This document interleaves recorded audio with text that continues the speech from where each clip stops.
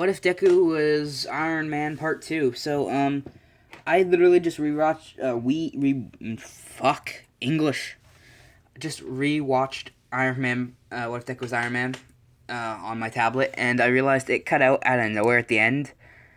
I must have done something to fuck up the recording, but whatever. You guys didn't seem to mind. I don't even think any of you guys really fully watched to the end. As it is, my chair is gonna fucking keep creaking, isn't it? Plug my phone in. There we go. Okay, so I left off out of nowhere. Izuku is, he's at his mansion with Momo. He's showing Momo the new suit. She didn't get to see it because he told her that he would, but then the two of them, I don't know, I just never explained her seeing it. So after the entrance exam, during 2 weeks they're waiting, Izuku takes her down to the basement where he's working on the suits. And she sees it and she's like, huh, that's beautiful. And he says, thanks, you want to try it on? And she says, sure, it'd be great, Izuku. As she puts it on, she hears Jarvis, who says, hello. And she says, hi, Jarvis, it's good to hear you. How does this thing work? And Izuku says, just be careful, don't accidentally. And before he can finish the sentence, she activates the arc reactor blasts, whatever the fuck it's called, and it shoots out and starts hovering above the ground, and she flies straight through we'll say the garage where Izuku does all of its experiments with the suit. Izuku sighs and goes, ah, damn it, that's gonna cost a few $1,000s, isn't it? Jarvis says, actually, it's gonna cost $4,823. Izuku says, alright, pay for it. And make sure she gets back here safely. He puts the suit on autopilot as Momo starts all of a sudden turning around. She's freaking out. And she gets out of the suit and runs over and hugging him. And he says, there, it's okay. And she kind of panics and she goes, that was weird. And he goes, yep, it's definitely different. Speaking of different, how's the second suit coming along? And Jarvis says, well, the Mark... so this is the Mark 1, the one that Izuku's flying. The Mark 2 has been finished, and it's been fully upgraded. So Izuku asks, alright, let's modify this thing. And he says babe to Momo, that's what he's going to call her, I guess. And he says, Momo, would you like to help me modify it? And she goes, sure. And that's when Jarvis says, what would you like, sir? And Izuku says, we'll add everything we have in the Mark 1, and then we'll add some different stuff. Jarvis says, making plans for the shoulder missiles, hip flares. Is there anything else? Momo says, how about we double up the capacity for rockets in the shoulders? Jarvis says, can do that. And then Izuku says, lasers. Lots and lots of lasers. And Jarvis says, okay. And Izuku then pulls up a 3D model of the suit, and he pulls out the wrist piece and the giant, piece that folds over the glove. And he says, right there, we could fit a laser in that. Of course, it'd have to be recharged every time it uses it. It's probably a one-time use, but for now, that would be pretty nice. Izuku then says, how about we also make some nice little adjustments to the guns? And Jarvis says, guns? And he says, yeah, I want to add guns to this thing. I want wrist-mounted, let's say, AKs, something like that, and a machine gun. Now this suit number 2, Mark 2, is going to be the War Machine suit that he makes for himself, because there's no roadie in this world. And Jarvis adds the minigun and the wrist-mounted machine guns, and then Izuku says, these things are really hard to get into. Let's start working on the Mark III. And Jarvis says, what do you mean? And Izuku says, Momo, do you have any ideas on how I could make this thing more easier to, attain? And she says, well, for starters, make the armor plating a little thinner. Izuku agrees, and he says, I'm stupid. Jarvis, do me a favor. Now, what is the most likely shape this suit can fit in, or this suit can turn into, if we were to fold all of its pieces? Jarvis says the three options are a briefcase. Izuku thinks about it. He says, okay, what's next? A TV. Izuku says, a TV? Really? And Jarvis says, yep. And a giant pod. Izuku says, alright, turn it into a briefcase.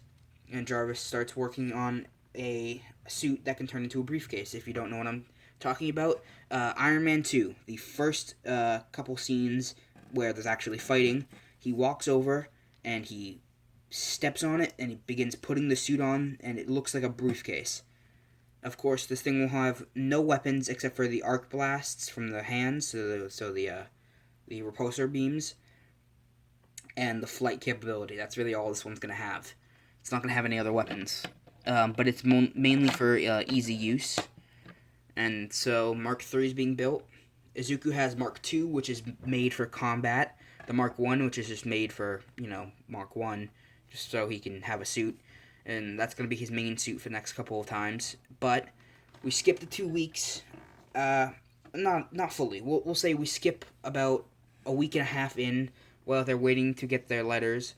Izuku and Momo are going out on a date. They go out to this beautiful, beautiful restaurant at nighttime, overlooking a beautiful pond. The two of them are eating when they spot someone that looks sort of familiar from TV, and it's a young boy with red and white hair and a scar over his red half. And Izuku goes, "Hey, isn't that Todoroki?" Momo says, "Wait, Shoto Todoroki from, the Todoroki family, Endeavor's kid?" And he says, "Yeah, I'm pretty sure." And he calls him over and says, "Shoto!" And, Todoroki turns around, sees Izuku, and starts walking over. And then Momo asks, "Wait, you know him?" And Izuku says, "Yeah, I met him once. It was a long time ago, but we still have each other's phone numbers. I'm surprised he recognizes me." Todoroki waves his hand, Izuku calls him over, and Todoroki sits down with them. And Izuku asks, "Hey, what are you doing here?" And Todoroki says that he's here with his older brother and sister. His brother were celebrating, maybe, I don't know, say his brother just got graduated from college. I don't know, something like that. Some big celebration between the siblings. Endeavor's not there, but Todoroki is. And Izuku says, "Oh, that's great." And Izuku offers to pay for their meal, and Todoroki says it's fine, they're using their dad's credit card.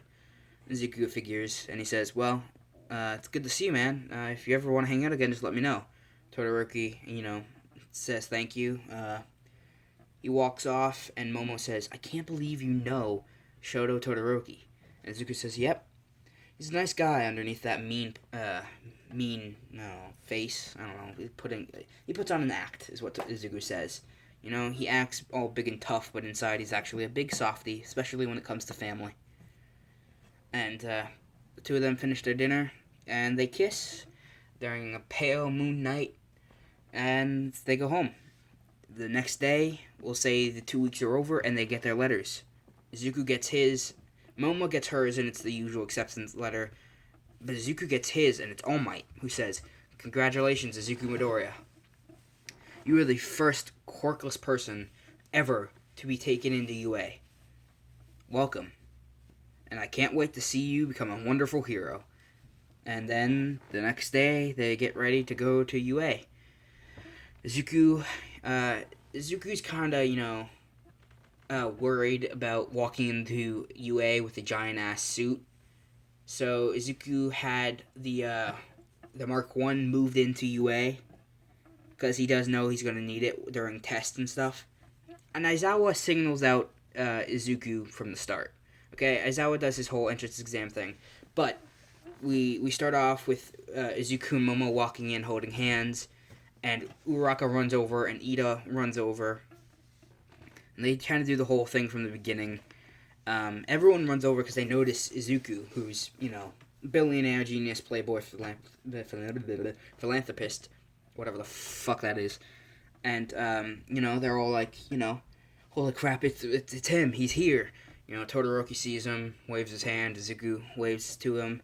Aizawa sits up and says, if you're not here to, if you're here to make friends, then you shouldn't be here at all. Blah blah blah. And he tells them to go outside, put their these sports uniforms on. Izuku kind of puts his on just like normal. And in the locker room for the boys, everyone's asking him questions and all this stuff. Sorry, I'm trying to put something back together. There we go. We'll say that Mineta wants a picture so he can show all the girls that he knows Tony Stark, or not Tony Stark. He knows Izuku Midoriya. Izuku, obliges, and then they go outside. And as I was like, you guys are late. Bakugo is the first one out here. Todoroki as well. But, the rest of you are late. Don't let that happen again. Now, line up. They all line up. He explains whoever comes in last place is going home. And Izuku kind of thinks about it, and he goes, oh crap, I'm going home. But Izuku is not the frail, weak, quirkless kid he was in My Hero Academia. He is Tony Stark. He works out. He has his own personal gym, his own personal trainer, and all this stuff. Jarvis is his personal trainer because Jarvis is an AI that can calculate faster than the speed of sound. So, Izuku is ripped. He looks good, and, he can lift up to 500 pounds without the suit. He can, run almost, we'll say, he can run 19 miles per hour. So he's physically fit. He's in pristine condition. So he gets faster than, he's stronger, faster than Mineta. His grip strength, he comes third in that. So Izuku doesn't even come near last place. If anything, he comes in the middle. He's in between, being in the last place group and the first place group. So Aizawa doesn't expel him, and Aizawa doesn't expel anyone, actually. Aizawa's actually impressed to see that a kid, a spoiled brat in Aizawa's opinion, who has no power of his own, is able to beat people with powers in this type of test, which would usually, help them out. Izuku, of course, did fail, like, maybe things like the ball throw, because his quirk doesn't benefit him with that, but he still beat other people like Invisigirl and Mineta, because, he's in better shape than they are. And that's what happens, okay? No one gets expelled but Izuku, we go to All Might's training. All Might, who walks in, sees Izuku, sees everyone else. They all freak out. Izuku's kind of freaking out because All Might is his favorite hero. Momo is blushing seeing her husband, be all fanboy. All Might tells them to go put on their hero costumes, and he'll see them there, downstairs. During in the boys' changing room, they're all kind of putting on their hero costumes, and Izuku walks over to this giant pod. And all the boys are like, what's in there? And Izuku says, my suit, as he puts his hand on it, and it scans his hand. Then he puts his eyes up next to it, scans his eyes. Then he puts his thumb on it, and it pricks his thumb, taking a bit of blood. Then it opens up, and they see the beautiful Mark 1. And Izuku, it opens up, and Izuku climbs inside of it. And then it closes in on him, and he steps out. And all of them look at him a little, like, that's a little cheating, don't you think? But then that's when Kirishima's like, well, don't forget, he doesn't have a quirk. This is his power. This is his power. His genius and his intellect is his power. That's his quirk. That suit is just a side effect of his quirk. And the other guys are like, yeah, that's a fair way of looking at it. Bakugo just looks at him and goes, I could still beat you with that damn suit. And Bakugo walks off. Todoroki walks over and starts looking at it and says, huh, can I have one? And Izuku says, not unless you're paying for it. As he walks off, Todoroki follows behind him. Todoroki and him get along okay. They know each other. They don't really know each other. They're not like where they are in canon in My Hero Academia. They don't, hang out all the time. They just know each other via reputation and that one time they hung out. And when they met at, dinner. And when they get out there, Izuku's paired up with Uraraka. Momo's paired up with Mineta. And Izuku has to watch his wife being harassed sexually by this little ball of grapes. And he tells Jarvis that if that little a word I can't say, ever tries anything on his wife, to shoot him in the head with a laser. Jarvis says, "Programming ready. Let me know when you want it fired." And Izuku was like, "I'm kidding, I'm kidding, I'm kidding." And Jarvis, stands down. Mineta, pisses off Izuku a little bit because Mineta's a bit of a pervert. And Izuku now realizes what he wanted that picture for, but there's nothing he can do now.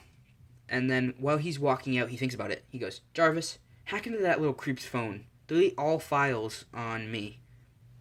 And Jarvis does, and deletes that photo.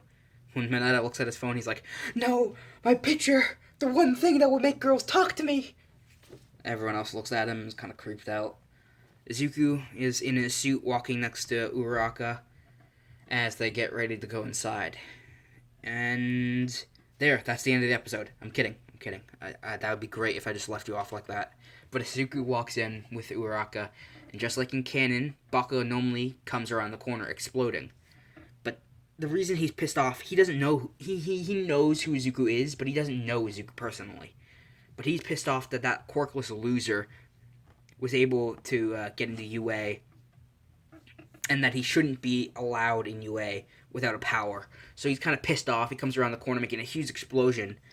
And like I said in the last bit, the shield that the Mark 1 has is able to protect against energy-based attacks. An explosion is technically an energy-based attack. And since Bakugo's explosions don't have any pieces of shrapnel in them, they won't pass through the shield. So Izuku's shield takes the hit of the explosion. As Izuku slides back a couple feet, he tells Uraraka to make a run for it. He's gonna hold off this kid. He's gonna hold off this guy. As Izuku puts his hands up they start glowing, and Bakugo, before Izuku can even start shooting, his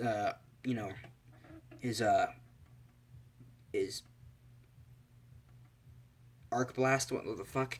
I can't think of the name. You see what I mean when I have a hard time. Before Izuku can even shoot his laser, he's firing his laser. Bakugo makes a huge explosion, sending himself tackling the suit, slamming Izuku into a wall. And Bakugo grabs the faceplate of the helmet and makes a huge explosion, which chips off some of the paint. As Izuku slides back, he shoots a bunch of flares, which Bakugo covers his eyes in pain. And Izuku runs over, punching Bakugo in the stomach, sending him into the ceiling. As Bakugo falls down, holding his stomach, he's in pain. He lifts his hand up, and now his hand is shaking. I don't know, something Izuku did hurt him really bad that's making his hand shake. When he makes the explosion, Izuku knocks his hand out of the way, punching Bakugo across the face, knocking him out, then detaining him with the tape. As Izuku starts doing a 3D scan of the building, he sees that Uraraka is 2 floors away from being near the bomb, and he tells Uraraka 2 floors up on your left when you walk through the staircase. Turn left, then turn left, and you should be in the room. I'm gonna meet you up there. Uraraka follows the orders, and as she walks through the door, Ida sees her and says, "Mwahaha," and does his whole villain speech. Izuku flies up through and looks through one of the windows. As Ida starts fighting Uraraka sees him, but then Ida sees him, and Ida realizes what's about to happen, and Izuku flies through the window, going to grab the bomb. Ida runs over there, grabbing the bomb, moving out of the way, and Izuku flies through one window and out the other. And then Uraraka jumps towards the bomb, trying to touch it. Ida then dodges again. This time Izuku, when he flew out the other window, he went down and in the floor underneath, scanned the floor and saw Ida, dodging Uraraka, and he popped through the floor, grabbing Ida by the feet, pulling him through the floor. As Ida falls through the floor, Izuku catches the bomb and flies down, stepping on Ida's back, pinning him down to the ground, placing the bomb down and taping him up. All Might says Hero Team wins. He does the whole questioning thing. Momo is biased, so she says Izuku's definitely the MVP. Ida came close. Uraraka did, laughed and gave away her position, and Bakugo attacked out of nowhere. And she gave her biased answer, because she's totally biased towards Izuku. But, I'm gonna do the USJ in the next video. This is a short video, but you know what I'll do? I'll do a bit of, world building. Izuku, after that class, he goes home with Momo, but then he gets called by his dad, asking him to, or not by his dad, by we'll say his dad's butler. And Izuku answers the phone, and he hears the butler's voice. He's really shooken up and, really, really sad. And so Izuku goes to the hospital where his dad's in a coma. His dad was in where a hero versus villain attack happened, where the villains destroyed a building which fell on top of his dad. The doctors say he'll make a full recovery, but they don't know when he'll wake up. That's when one of the heads of the company tells Izuku that he's now the heir of the company until his father wakes up. He's in charge. So Izuku's now at home, and Momo's comforting him. Izuku's crying, thinking his dad may not wake up. Izuku's mom is at the hospital still, and Izuku gets an idea, and he says that the arc reactor tech that he's been building, he's only been using it for the suit's power. And this thing can charge his suit, which absorbs so much energy that the arc reactor tech could potentially charge a whole city for a whole year without having to be recharged. And Izuku thinks that's the first thing he's going to do as head of the company, is he's gonna produce this arc reactor tech as a clean source of energy. And that's what Izuku does. And he makes a few $1 million off of that. And the company, starts going overtime making these prototypes. He even makes more. He starts mass producing suits. So he has Jarvis build a bunch of just like the Mark III, very thin layered, not meant for combat. Yet they do have the arc blasts and the flight capability. They're made for firemen, rescue specialists, military men, as like an exoskeleton to keep them safe in the conditions they work in. So police officers and military soldiers and firemen and all these people, there are different suits built for different things. There's a suit built to withstand heat. There's suits built to withstand the cold. So when they're in the cold habitat, and each of them have a each like different company that he gives the suits to. So like the police forces, the military and firemen, and like maybe the medics too. They have their own suit. Each have their own AI for their suit, which allow them to have a version of Jarvis, even though it's not Jarvis. It's just their own AI to help them run their suits. While doing that, he solved a lot of crime rate in other countries that don't have many heroes. And Izuku's praised for, giving the one thing that makes him special away to other people. He's given, Man of the Year award or something like that. He's given a shit ton of awards for saving people's lives with his suits. And now we skip to the day of the villain attack on the USJ. Izuku's wearing his Mark II, because he figures there's going to be a lot of combat in this one, and rescue. So he figured the Mark I wouldn't really be good, and the Mark III isn't completely done yet. There's still a lot of mechanical bits they have to add to it. So right now the Mark II is his best option. And the Mark II is painted gray and silver. And I will leave you guys off with that. He's wearing the Mark II for the next incident, which will be the USJ attack, which will be very fun because Izuku's going to actually go help Aizawa. He's not even going to bother attacking. You'll see. It'll be good, okay? It'll be very fun. So, Hauser signing out. I guys hope you like and enjoy. And please leave a comment if you don't like something, or if you did like something. Please definitely leave comments. I love it when you guys leave comments. I may not always respond to them, but I do look through them. I definitely do. It's really fun. It's definitely one of the main reasons I started doing YouTube, was to get out there and, make people feel better in their lives, maybe give someone some hope. And I say that even though my channel is about doing what-ifs for a TV show.